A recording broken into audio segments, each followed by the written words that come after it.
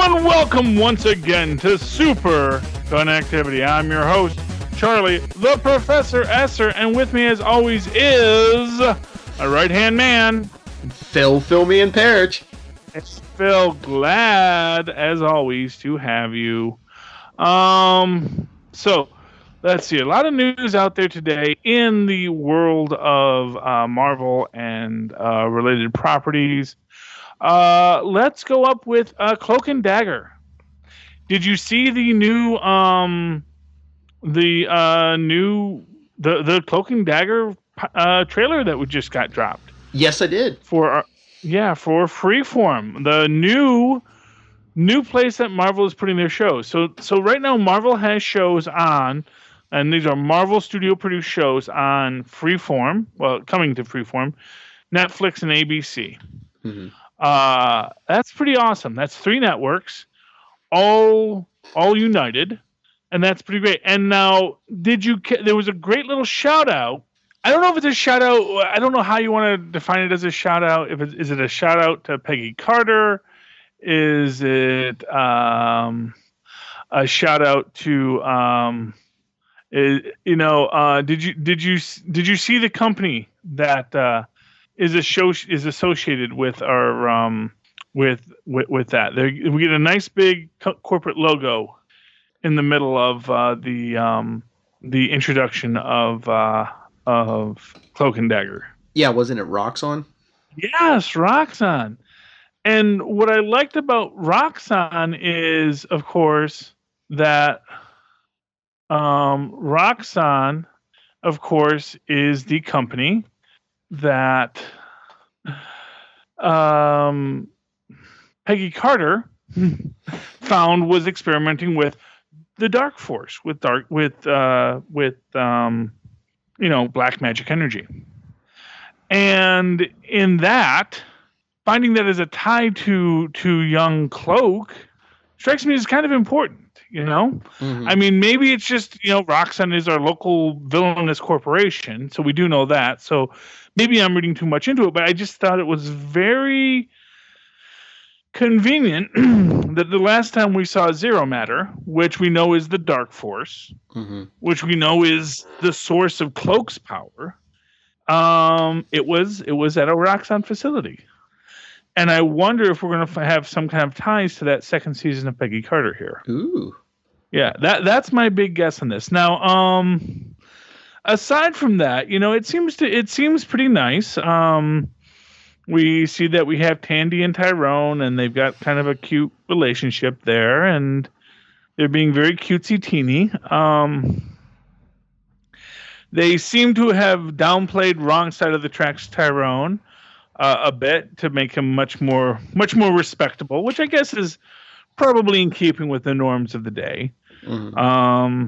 We definitely see that Tandy is living the same Gossip Girl kind of life that she was leading beforehand, and that's with unsupervised parties and men with Russian hands and Roman fingers, as they say. Oh, jeez. Yes, but I mean, it looks interesting. I don't know. We don't get much from it because it's your standard. It's how they do a lot of teasers nowadays, where it's basically just a music video with some scenes from the movie stuck into it or the TV series. We don't see them being injected with drugs, and I do wonder if that's still going to be a central aspect of this, that they get injected with something as a. I wonder if it's going to be some sort of an inhuman growth hormone kind of thing. I wonder. I wonder, is it going to be a drug that's intended to be a superpower drug, or is it something that's maybe some drug that's based off of alien chemistry that they found? Ooh, that might be interesting. What if it's a chemical that's based off of hive? Ooh. Yeah. I mean, it's a possibility, but or it could be something that's a little bit of the old Hyde formula mixed in with some Terrigen. Well, there's some options. Yeah, I mean, if we definitely get some tie-ins to Agents of S.H.I.E.L.D., I mean, couldn't that... I mean, probably not, but couldn't we get some Agents of S.H.I.E.L.D. over here? I think Agents of S.H.I.E.L.D. on the Freeform shows are very likely. I'm going to be, well, yeah, because that's still ABC. Yeah, true. It's the same company. It's the same. I mean, this is all in-house. This is all ABC Studios, which is part of the mouse, which is part of, ABC Disney. So, I think that is a place, and it's still under the Marvel Studios banner or the Marvel Television banner, which of course is maintained by the Marvel they still have the old logo with the comic book flipping as opposed to what the new logo has, which is scenes from the movies. Mm-hmm. I like the old comic book flips better myself. But that's me. But it looks neat. And what I liked is that it didn't seem special effects intensive. Like the light daggers seem to be basically little plastic crystal daggers that are going to glow. Mm-hmm. Very non-CGI. But I actually liked that fact because it made them look real and solid. You know what I mean? Yes. There's actually like this physical property to them. I actually kind of like that. I mean, they still look cheap and fake, but I think it has a quality to it that's kind of neat. And it's going to be very interesting to see how they do Cloak. We did not see anything with Cloak in this. And there's the one thing that I wonder what they're going to do with Cloak. Is Cloak going to be, how CGI is Cloak going to wind up being? Yeah, I wonder if it's going to be like a special effects budget thing. Yeah. Yeah, well, or they're just going to have him be, just the guy, and sort of like he sort of like with Madame Mask, just gets the little black lines on his face, and then every so often you'll see the tendrils jump. Yeah. I mean, are they gonna get costumes? Because we really didn't see either one of them in costume.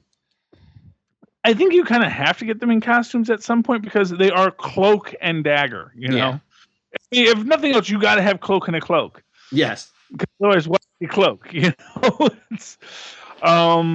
I know they're playing up the teen romance, and now the real question for me is there going to be any tie-in with the other big news we got, which is Squirrel Girl and the New Warriors?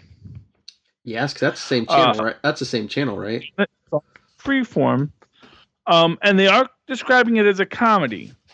But, it strikes me that, just because it's a comedy doesn't mean that it can't have dramatic aspects. Mm-hmm. And as an example, it's like you look at a show like Brooklyn Nine-Nine, which is a comedy, but it also has a lot of pathos and a lot of drama to it. And they deal with real human emotion and real human issues and relationships. And I very much see them taking something like this and really running with it, as it were. You know what I mean? And I would like to see them do that. I'd like to see them do something interesting with that. I'd like to know that it's more than just a goofy sitcom and actually have it be a story that is, almost a superhero procedural with young superheroes. Mm-hmm. I mean, and have it be a comedy procedural too. But that doesn't mean it has to be, it doesn't have to be from the Files of Police Squad. It can just be, a neat, youthful teenage superhero story. Now, here's an interesting question for me: is Squirrel Girl the leader of the New Warriors, or is it just Squirrel Girl show and the New Warriors are like her wacky next door neighbors? I don't know. You would think she'd be the leader just because she gets top billing. Yeah. Well, I mean, I also wonder and what I'm actually thinking is I wonder if she's going to be older. Maybe. Maybe she's in her 20s and is like the kind of more established superhero. Mm-hmm.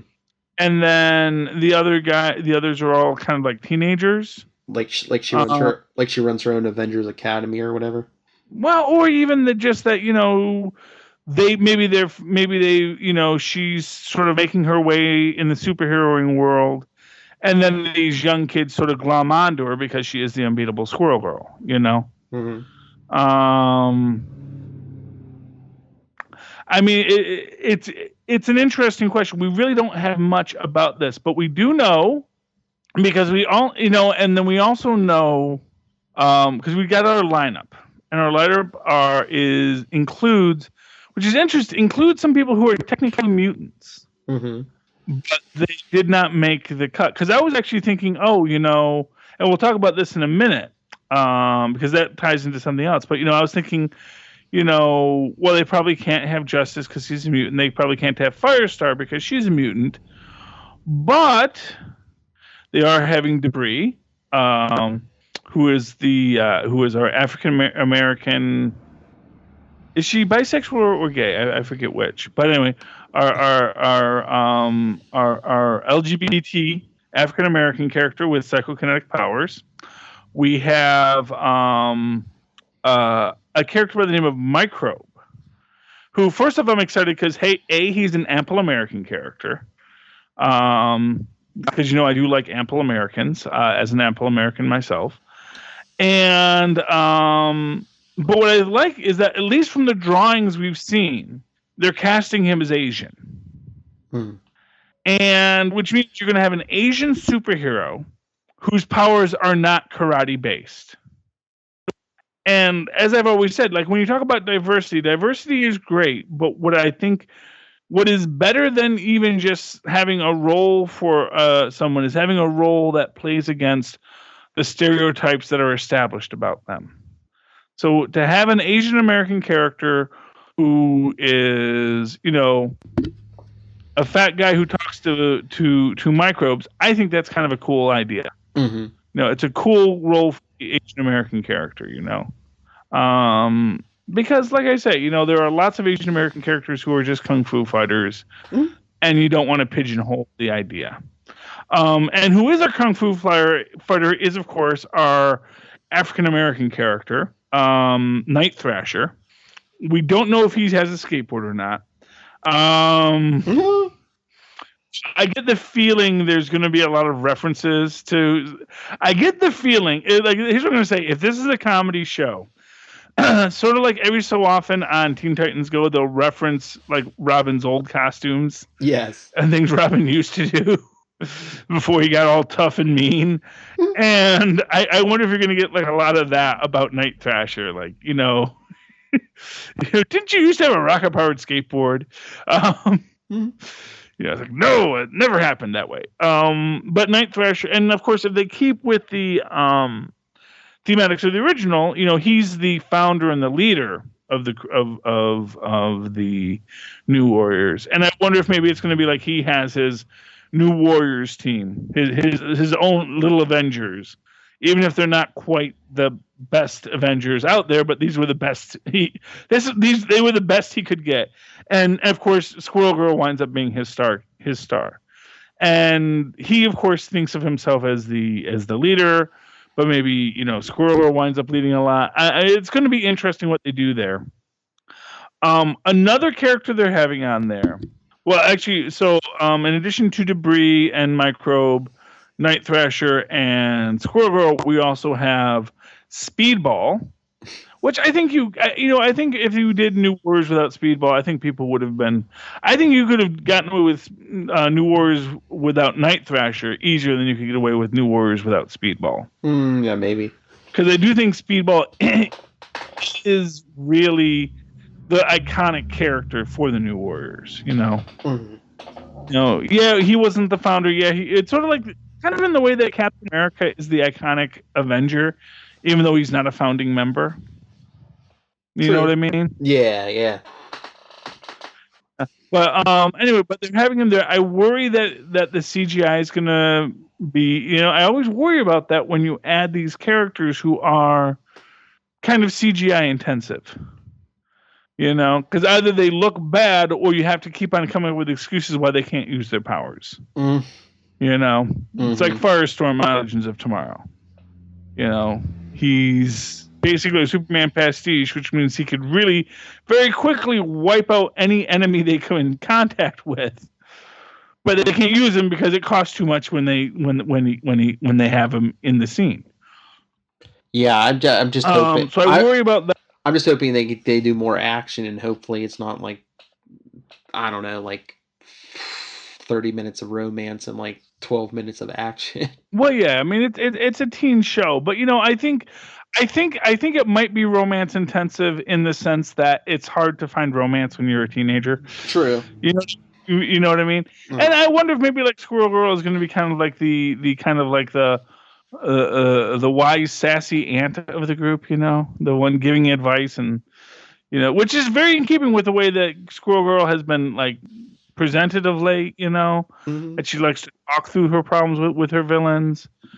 And that might be a very cool way to take on it, and maybe even a nice little dichotomy between her and Night Thrasher, because Night Thrasher is very much supposed to be like Batman, and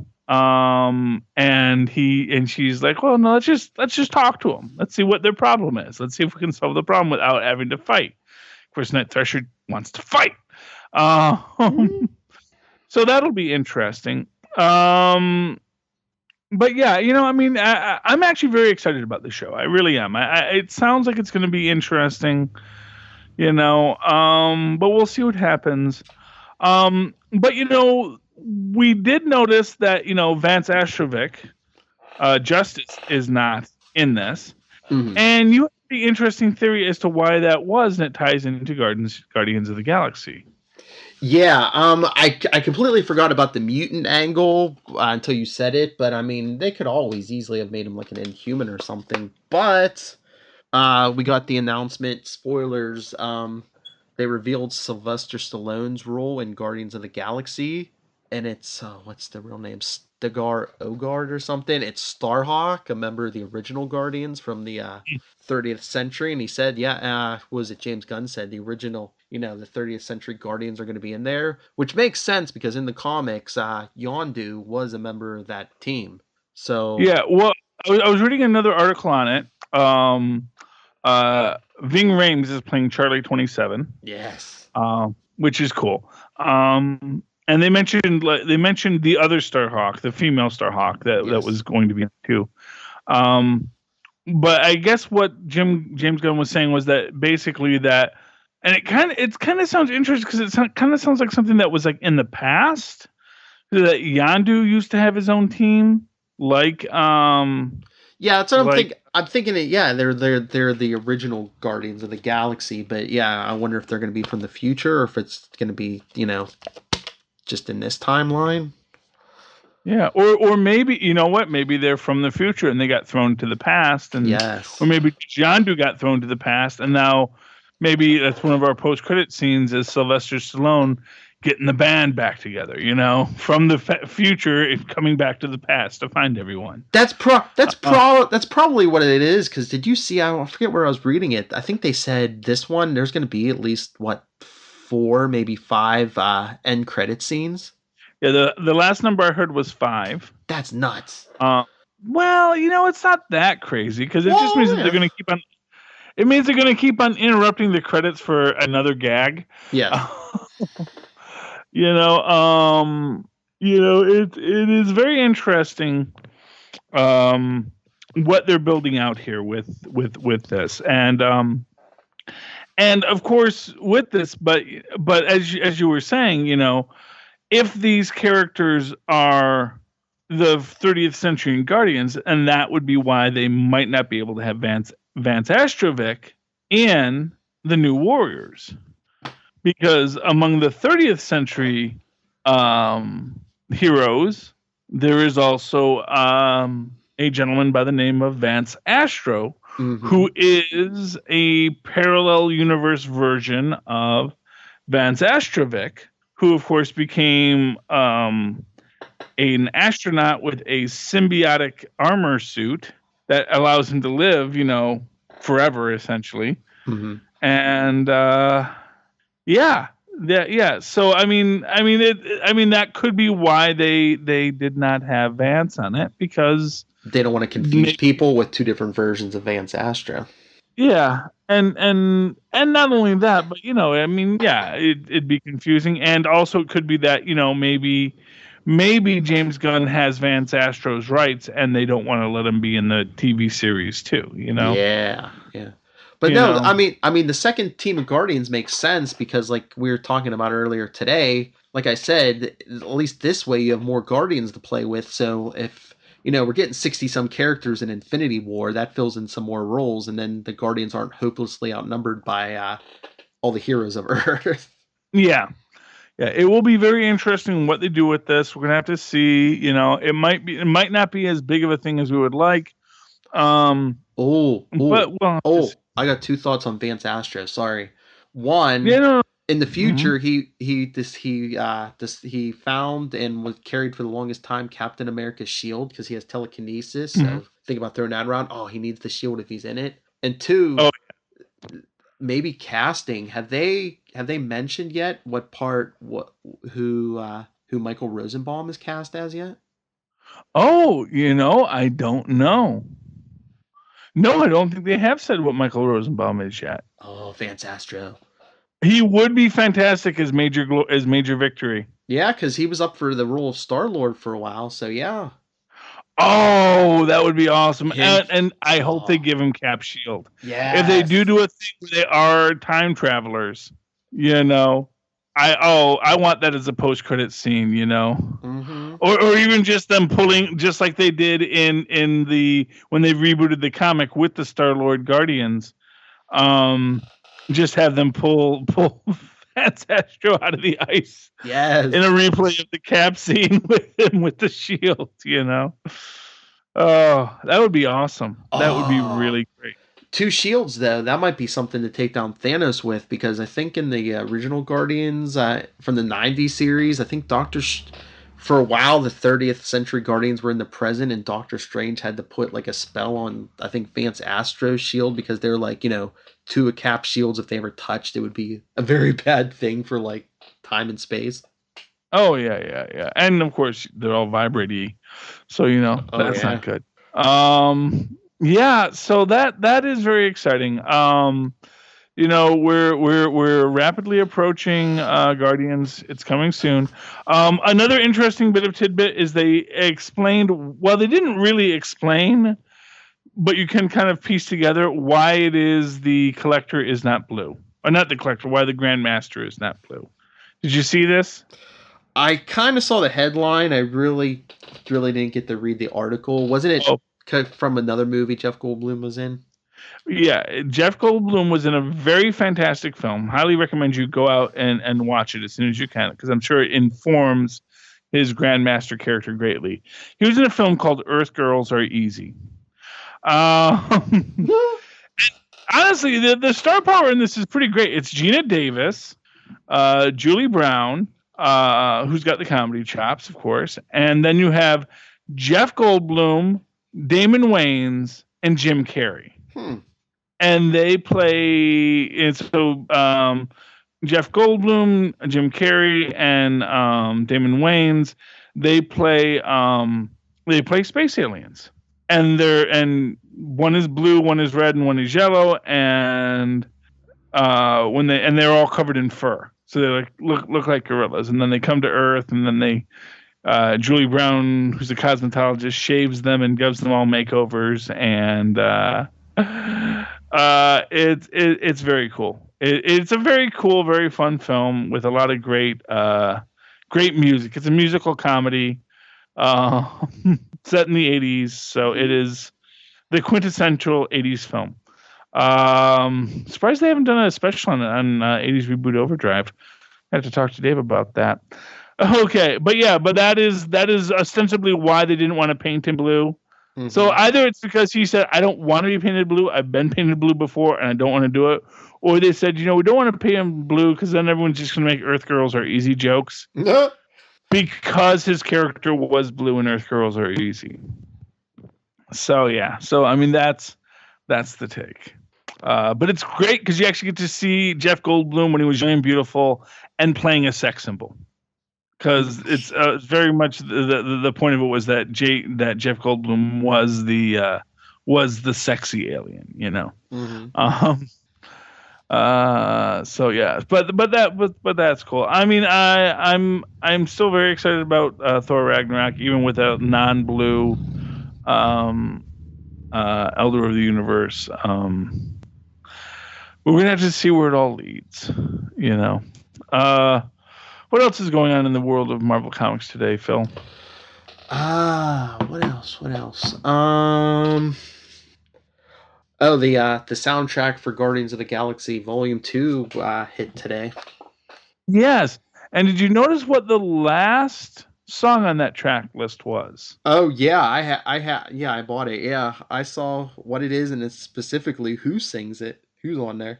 Oh well, okay. Well, maybe I'm thinking of something else. I saw a track list, but what is it? Is the last you're talking about Guardians Inferno? Yes, Guardians Inferno. Oh, is that the one that David Hasselhoff raps? Yes. Oh, okay. Yeah. So I don't know what that's going to be, but the minute I saw Inferno, I started thinking Doctor Strange. You know, and of course, I mean, I don't know about the other songs on there, but that also, it is interesting because it does separate itself out from the other songs on there, because all the other songs are like, 60s, 70s, the greatest hits of the 60s, 70s, and 80s. Mm-hmm. And of course, this one is a very not like that kind of concept. So, I can only remember a line or two from what Hasselhoff rapped, but it was something. I think he was talking like in the voice of Peter Quill, because he said something like, people ask me why I bring a baby in the battle. I'm thinking Groot, and he said something about his father, and I don't know, I guess having issues with his father. So I'm assuming he's talking about Peter Quill. Mm-hmm. Oh, you mean Ego? Yes. Yeah. Remember, in this universe, his father's Ego. Yes. The ego on that guy. Yeah. How are you feeling about Ego? I don't know. Yeah, Ego too. I don't know. I guess it just depends how they play it. I don't know. He's like this big galactic force. So instead of making Peter Quill's father like an intergalactic dictator, now it can be this powerful. Oh yeah, and so what they're basically saying that Ego can take any form he would like, so he can take the form of an entire planet. He can take the form of, just a guy. But it's like, if you're going to have him always in the form of a guy, what's the point of him having this form where he's a living planet? You know what I mean? Unless he only has access to his full power when he's in the form of a planet. Possibly. I wonder if they're gonna do it different in the MCU, where like Ego is like. Do you think they make him like an elder of the universe? They might. Is he actually? Is he an elder of the universe? In the comics, I don't believe. I mean, I could be remembering wrong. They recently added a bunch of elders. So. Mm-hmm. I mean, it strikes me that he could easily be one, but although maybe he wouldn't want to be, maybe it's one of those things he doesn't want to be a member of a club that would have him as a member, Now,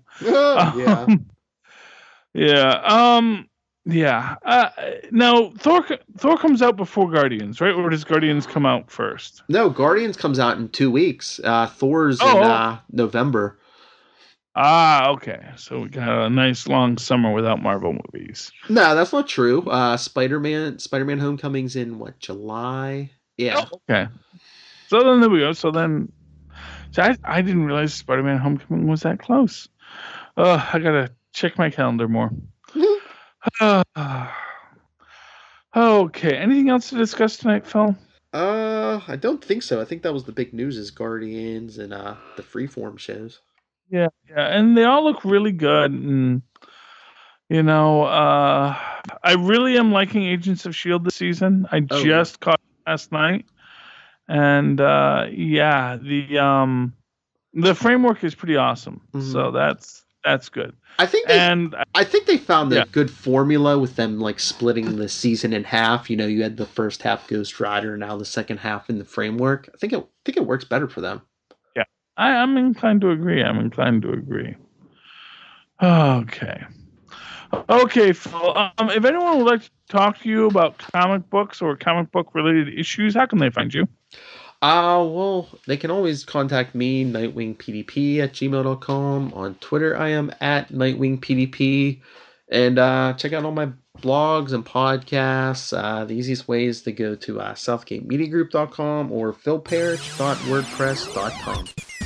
Okay, and of course you can always Write to me in that old-fashioned email way at superconnectivityblog@gmail.com. That's superconnectivityblog, all one word, at gmail.com. And, of course, follow me on the Twitters at Charlie Esser. That's CharlieEsser. Look for the 2 E's right there in the middle for quality. Okay, ladies and gentlemen, thank you for connecting with us once again. Please come back next week and reconnect. Good night.